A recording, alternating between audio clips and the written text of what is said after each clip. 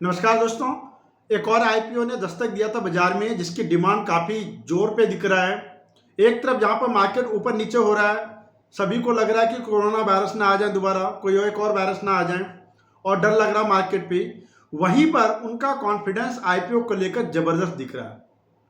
So actually में ऐसा कोई डर है नहीं। ये एक एफआई का सबसे बड़ा सेलिंग जो दिख रहा है ना, वही एक बड़ा मुद्दा है जो मुझे लगता है।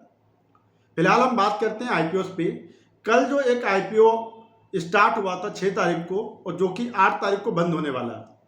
सो वीडियो में बताऊंगा आपको कि आईपीओ कौन सी कंपनी का है, क्या करती है और अभी तक कैसा रिस्पॉन्स है, और आपको लगाना चाहिए या नहीं लगाना चाहिए।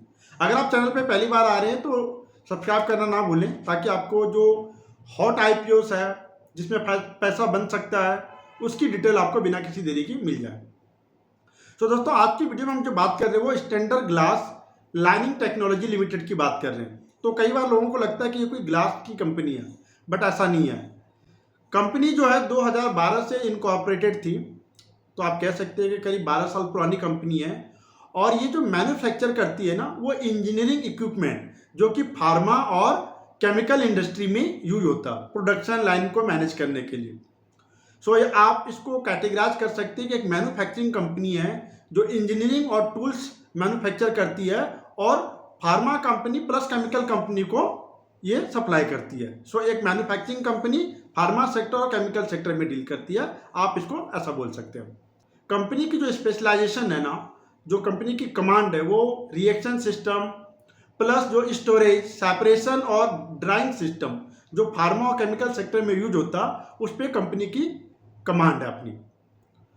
और अगर बात करें आईपीओस की, तो टोटल आईपीओ का जो साइज है वो 410 करोड़ का है। इसमें पार्सली ऑफर फॉर सेल है और पार्सली फ्रेश इशू है। आप कह सकते हैं दोनों 50-50 है। यहां पर मैं आपको एक चीज बता दूं, जो कंपनी का मोटिव है इस फंड को यूटिलाइजेशन को लेकर, वो बहुत क्लियर है। कंपनी अपने बिजनेस को एक्सपेंड करने जा रही है।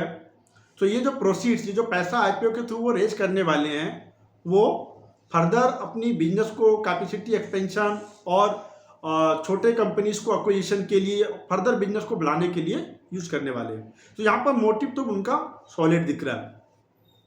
अगर बात करें कंपनी की फाइनेंशियल पे, सो कंपनी की जो 2022 का टोटल रेवेन्यू था वो 241 करोड़ था। मार्च फुल ईयर का रेवेन्यू जो कि बढ़कर 549 करोड़ हो गया।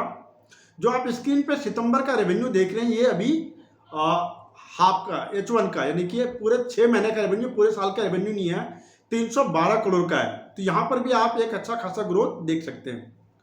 कंपनी की जो प्रॉफिट देखेंगे, सो 25 करोड़ का प्रॉफिट हुआ करता था 2022 में, वो प्रॉफिट बढ़कर 60 करोड़ का था मार्च 2024 में।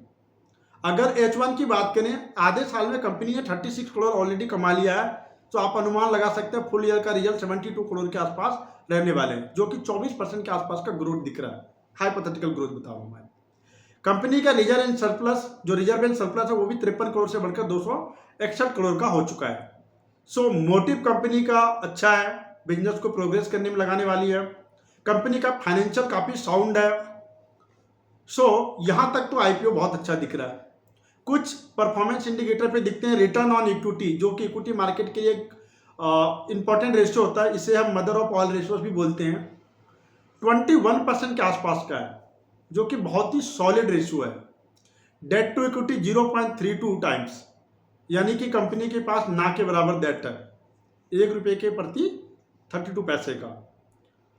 प्राइस टू अर्निंग, यहां पर अगर आप देखें तो प्री आईपीओ 43 का है, पोस्ट आईपीओ 38 का रहने वाला है। सो प्राइस मल्टीपल में थोड़ा सा ये एक्सपेंसिव दिख रहा है, लेकिन अगर आप किसी भी एग्जिस्टिंग फार्मा कंपनी से कंपेयर करेंगे तो ये बहुत ज्यादा एक्सपेंसिव भी नहीं दिखेगा।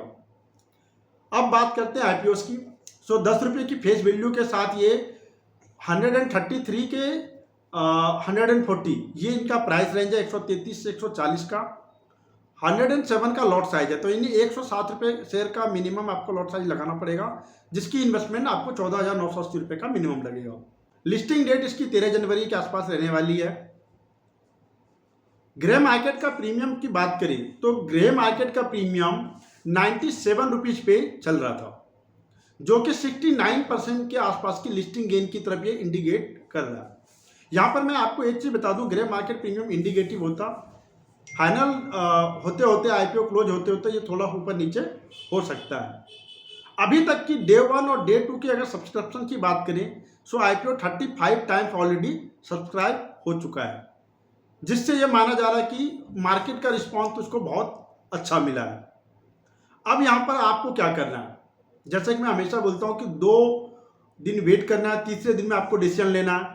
सो कंपनी का फाइनेंशियल साउंड है, ऑब्जेक्टिव जो है वो भी अच्छा है, और मार्केट का रिस्पॉन्स भी बहुत अच्छा है।